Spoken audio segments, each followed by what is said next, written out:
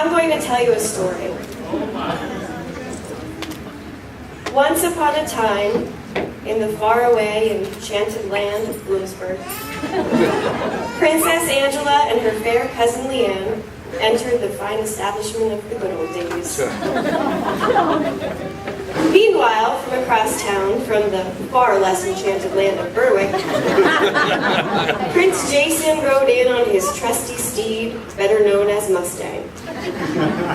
In a matter of moments, Princess Angela and Prince Jason locked eyes from across the room, strode toward one another, shared a laugh or two, and then Princess Angela did what all young prospective mates would do. She offered up the fair Leanne to Prince Jason based on their undeniable compatibility. They were both old high school teachers. But no logical fairy tale ever ends with an English and a math teacher getting married. On that very same evening, Prince Jason and Princess Angela ended up sharing a magical first kiss in a mysterious forest. Well, on Uncle Bob's and Aunt Roseanne's front porch, which was sort of in the woods. Thus began Jason's and Angela's wistful tale of romance. We may think it unrealistic to attribute a relationship or marriage to a fairy tale, but the likenesses are many. Sometimes the path of the Gilbert Road is indirect.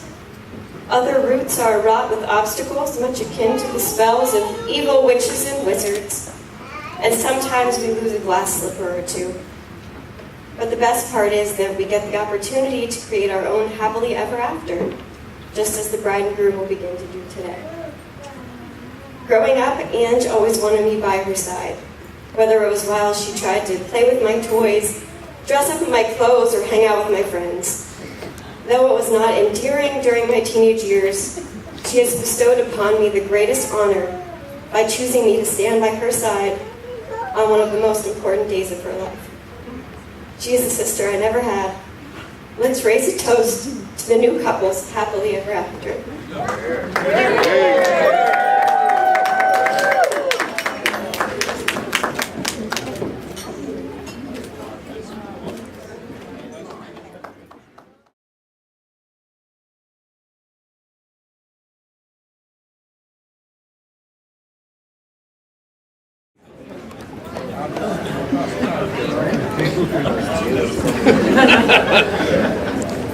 You guys hear me okay? For those of you who don't know me, I'm Jeff, Jason's little brother, and handing me a microphone in a room full of people is a pretty dangerous thing to do. But first I'm going to address this to Ange. Okay? I remember the first time we ever met Ange, was at the Bloomsburg Fair, coming off the greatest summer ever. It's 2008, my brother and I were single for the first time in our life at the same time. So we did what any single brothers did. We got some shape-ups, went down to the beach and said, oh yeah, we're going to go down to the beach, we're going to pick up so many babes, it's going to be awesome, it's going to be fantastic. And what that turned into was 5 nights in a row, going to bed at 9 p.m., drinking a gallon chocolate milk each and eating half a dozen donuts. I wish I was kidding, but that's actually what happened. So then, Bloomsburg Fair 2008, we're walking around the fair, a couple swimming bachelors, you know, these two studs right here. That's 12 and a half feet, 600 pounds of man, right here. That's pretty impressive. Okay. So we're walking around the fair, you know, looking for babes. See one of our friends, Nick, is walking with this blonde chick. My brother goes, hey, there's White Knight. And he got kind of disgusted, but we talked to Nick for a little bit, and Nick walked away, and so did Ange, and I was in one of my normal rippers, so I was just spouting off at the mouth because I have no filter. And after they left, I was like, well, we'll never talk to that girl again, that's for sure. So on the way back to the car, this is all true, I'm not even exaggerating. On the way back to the car, he complains, what's wrong with us, man? We're walking around here, we have no girlfriends, our friends are always walking around with hot chicks. It sucks. True story, this was in his car, I remember this. So, anyways, fast forward a week later, which Leanne already told you, they ran into each other in the middle of the case. Fast forward one more week, because I wasn't present for that. I was going through a midlife crisis, called my brother for some assistance, and a female voice answers the phone. And I said, hello? She goes, hello? I said, who is this? And she goes, Ange? And I said, why are you answering my brother's phone? He goes, dating or something? No. And I said, well, why not? And she goes, he didn't ask me yet.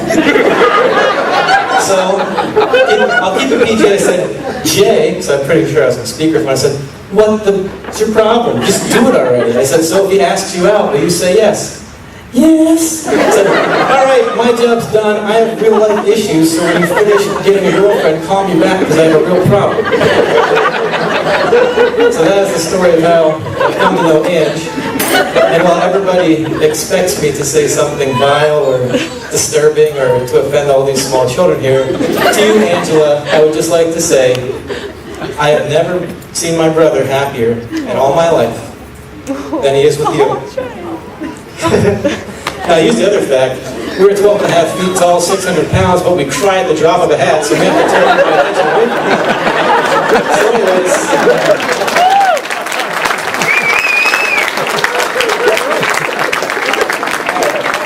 So I digress here. Anyways, Angela, I am so thankful. So thankful that you're in my brother's life because he is happy that he's ever been, which is very relieving for me because I can't do the 7 in the morning phone calls of how life sucks and we should go to Burger King or McDonald's and get fatter and die. So, thank you very much for picking him and for putting up with me as your brother-in-law. Welcome to the family. I love you guys so much. Now for Jason, hey, might be able to find that bag. Yeah. Well, you see, for those of you who know me, you know that I am a consummate procrastinator. And if you know the Bailey family, we suffer from this thing called CLS, chronic late syndrome. If there is ever an opportunity to be late somewhere, we will be late. In fact, he told me just last night, you know what time you had to be here for pictures? You have to be here for pictures at 11:30. You know why he told me that? Because he wanted me there at noon. So it's a pretty safe bet that if he tells me 11:30, I'm going to make noon. So, going along with the procrastination theme, I wasn't quite sure what to write about my brother. So, luckily for me, I wrote this 21 years in advance. Okay? I did some digging about 6 months ago. I was looking through, we like to reminisce and we're very nostalgic. So I found this binder full of papers from when I was a kid. And I wrote this on March 8th, 1993. And thank God my teacher was very nice because the topic was supposed to be stranded on an island. And while the first sentence may have stuck with that theme, I kind of took it somewhere else. But here's the best way I can describe you, my brother, instead of giving you the boring. He's a great guy. Sorry ahead of time if I don't know if I can read this without being a lot of typos, no periods. So I said, if I was stranded on an island and could pick only one person to be with me, I would pick my big brother. I would pick him because he is my best friend in the whole wide world. We could play sports all day. I feel lucky that he is my big brother and best friend because we live in the same house, which means we can play anytime we want. We play basketball, and he is Michael Jordan, and he lets me be Scottie Pippen. What a nice guy, huh? He lets me be the best man here, I'm always second place. Then I said, we also play football. He's Joe Montana, and I'm Jerry Rice. I always have fun. He sticks up for me when people are mean to me, and that's why he's my best friend. We could play with our, it's like G.I. Joes, and Mobile Command Center, and Nintendo all day, and eat cookies, and drink chocolate milk, and watch wrestling on Channel 8 ESPN. So, if I got stuck on an island, that's why I would pick my brother, because he is my best friend in the whole world. And I gotta tell you, not gonna look at it. 30 years old, and I've had the same best friend my whole life. Here it comes. And you have no idea how lucky I feel that you are my big brother. And I love you. Congratulations.